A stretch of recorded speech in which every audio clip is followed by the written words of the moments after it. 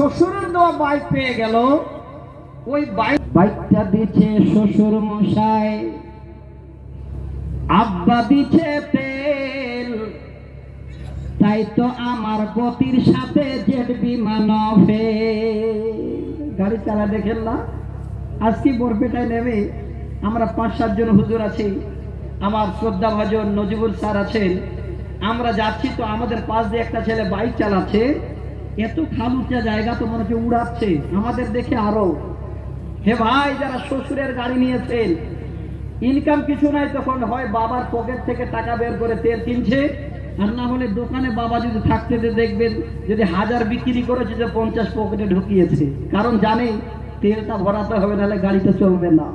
কবি বলছেন, বাইকটা দিচ্ছে শ্বশুর মশাই, আব্বা দিচ্ছে তেল, তাই তো আমার গতির সাথে জেট বিমান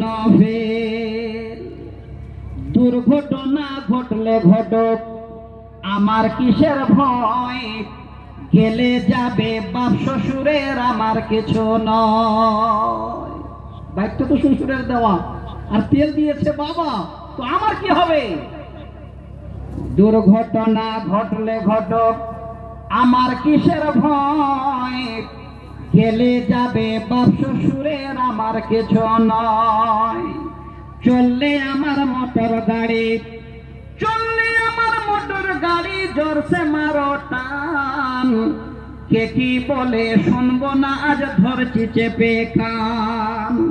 আহা আহা কি মনোরম গায়ের বাঁকা রাস্তা, 300 কিলো ঘুরে এসে করবরে আজ নাস্তা।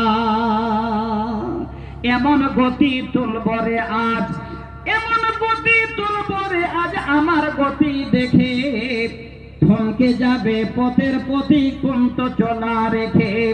গতির চোটে কাঁপছে মানুষ, গতির চোটে কাঁপছে মানুষ, উড়ছে পথের ধুলো, লাফিয়ে উঠছে পথের ধারের বান্দা ছাগল গুলো।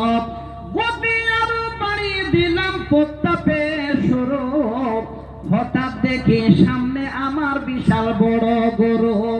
ধাক্কা লেগে হুন্ডা আমার, ধাক্কা লেগে হুন্ডা আমার পড়ল গিয়ে খাদে, তখন আমার হুঁশ ছিল না, ফিরছে 2 দিন বাদে। দেখবে চিত হয়ে পড়ে গেছে, আর হুঁশ নাই, হসপিটালে নিয়ে গেছে। কবি বলছে, ধাক্কা লেগে হুন্ডা আমার পড়ল গিয়ে খাদে, তখন আমার হুঁশ ছিল না, ফিরছে 2 দিন বাদে। 2 দিন বাদে জ্ঞান ফিরলেছে, দেখি ভাই আমার যে 2 পা ছিল তার একটা সাথে নাই। আহ দেখেন গতির গতি। সকল কিছু শোনার পরে, সকল কিছু শোনার পরে চমকে গেল গাপ, বাইকটা নাকি ঠিকই আছে, আমার গেছে পা। আমার শখের বাইকে এখন, আমার শখের বাইকে এখন অন্য মানুষ চড়ে, পাহাড়িয়ে কান্দি আমি বন্দি হয়ে ঘরে। ঘরে বসে ভাবি যদি পাটা পেতাম ফিরে, ঘরে বসে ভাবে যদি পাটা পেতাম ফিরে, কিড়িং পিড়িং ছেড়ে দিয়ে বাইক চালাতাম ধীরে।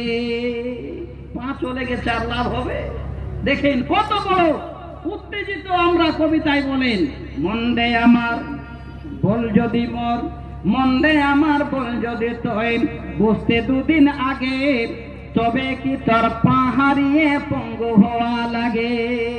ভাইজান তাড়াহুড়া তো, না হলে আরো আপনাদের 2-4-10 লাইন বেশি করে শোনাতাম। এবার শ্বশুর কিভাবে মাথা ঠুকছে ওই জামাইয়ের জন্য, আর গেলাম না এই পর্যন্ত। আল্লাহ আপনাদের ভালো রাখুক। আসসালামু আলাইকুম ওয়া রাহমাতুল্লাহ।